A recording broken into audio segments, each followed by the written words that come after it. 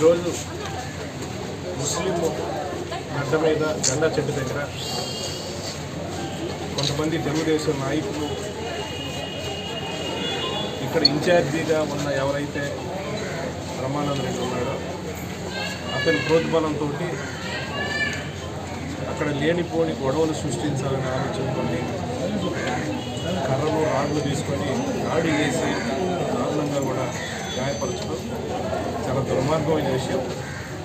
ఎందుకంటే ఎలక్షన్స్ దగ్గరకు వస్తున్నాయి కాబట్టి ఏదో రకంగా అలజడులు చేయాలి, గ్రూపులు చేయాలి, గొడవలు చేయాలి అనే ఆలోచనతో పనిచేస్తూ ఉన్నారు. ఒక వారం క్రితం కూడా మంచికల్లులో కూడా అక్కడ కూడా గొడవలు తీసుకొని దాడి చేసి గాయపరచడం జరిగింది.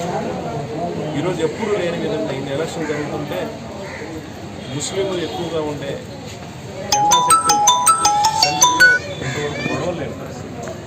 నేను అడుగుతా ఉన్నాను, అక్కడికి పల్లెటూరు నుంచి జనం ఏమవసరం? ముస్లిం గడ్డ మీద పల్లెటూరు జనాన్ని తరలించి కావాలని ప్రీ ప్లాన్డ్గా అక్కడున్న కొంతమంది పెద్దవాళ్ళ మీద మసీదు పోయి వస్తూ ఉంటే వాళ్ళ మీద కూడా దాడి చేసి కారం తీసుకొని రాడ్లతోటి కత్తులతోటి దాడి చేసి గాయపరిచిన పరిస్థితి. ఈరోజు 60 సంవత్సరాలు ఉన్న వ్యక్తి, పెద్ద వ్యక్తి ఈరోజు మసీదు గురించి బయటకు వస్తాము, అతని మీద దాడి చేశాము. తన తలకి తీవ్ర గాయమయ్యి లోపల నేను డాక్టర్ గారిని అడిగితే బ్లడ్లో రక్తం బ్లీడ్ అవుతూ ఉంది, తొందరగా కూడా మంచి హాస్పిటల్ పంపించమని చెప్తాం. అంటే ఈ రకమైన సంస్కృతి ఎక్కడికి తీసుకుపోతాం? వాళ్ళే ప్రీ ప్లాన్గా గొడవలు చేసే కార్యక్రమం ముందు చేస్తూ ప్లాన్ ప్రకారం ఏదో మళ్ళీ మా మీద దుష్ప్రచారం చేసే కార్యక్రమం చేస్తూ ఉన్నారు. ఈ దాడి వెనక ఎవరున్నారో, దీన్ని ప్రోత్సహించింది ఎవరు, అందరి మీద కూడా ఖచ్చితంగా చర్యలు తీసుకోమని కూడా నేను ఆల్రెడీ డిఎస్పీ గారితో కూడా మాట్లాడడం జరిగింది, సిఐ గారికి కూడా నేను చెప్పడం జరిగింది. ఎవరిని కూడా వదిలిపెట్టే ప్రశ్న లేదు. ఈ దాడి ఎవరున్నా కూడా వాళ్ళందరినీ కూడా చట్టపరంగా శిక్షించే కార్యక్రమం చేయమని కూడా నేను డిమాండ్ చేస్తూ ఉన్నాను.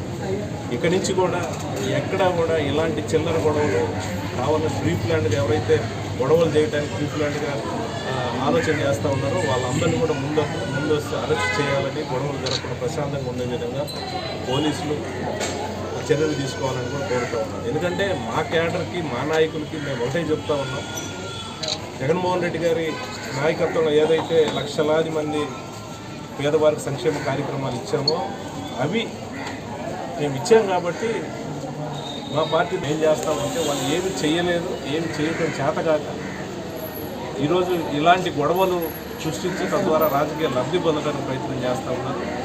ప్రతిరోజు కూడా ఎక్కడ ఏదో ఒక మూల కుట్రలతో కుతంత్రాలతోటి దాడి చేసి భయభ్రాంతులు చేయడానికి ఇతను బ్రహ్మానంద రెడ్డి ఇన్ఛార్జిగా వచ్చిన కాడి నుంచి కూడా ఈ గొడవలు స్టార్ట్ అవుతూ ఉన్నాయి.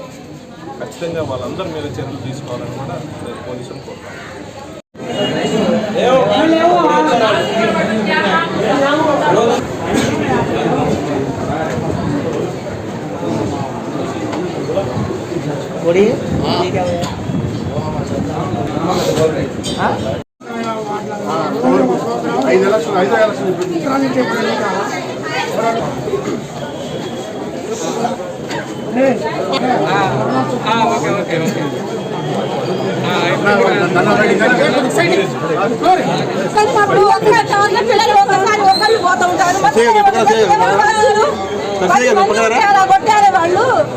అసలు వాళ్ళు అబ్బాయి అక్కడ లేడు సార్, మసీద్ దగ్గర వాళ్ళు అక్కడ ఓపెన్ అయితే అక్కడికి వెళ్ళి ఇప్పుడే వచ్చారు సార్.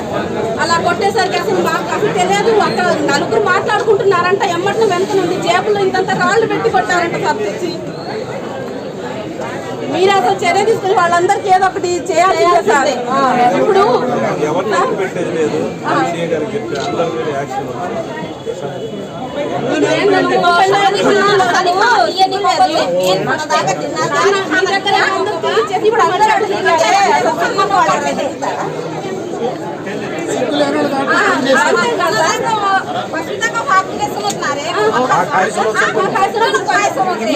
ఇదంతా మొత్తం సాహెబ్ ఆయనే టార్గెట్ చేసి చేస్తున్నారంట సార్. ఇవాళ 11 కాడ నుండి ఆ మోసిన వాళ్ళందరూ వాళ్ళ ఇంటి దగ్గరే ఉన్నారంట.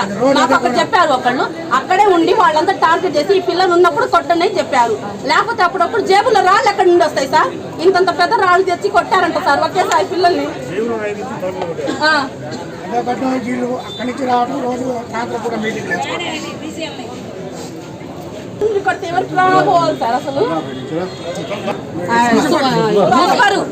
మున్సిపల్ షర్టు మీద సార్ నేను కొట్టాను అని తెలిసినట్టుగా వీపు మీద షర్టు మీద వేలు ముద్ర వేసుకొని మేము వచ్చేసరికి ఉరుకుతున్నాడు సార్ వాడు.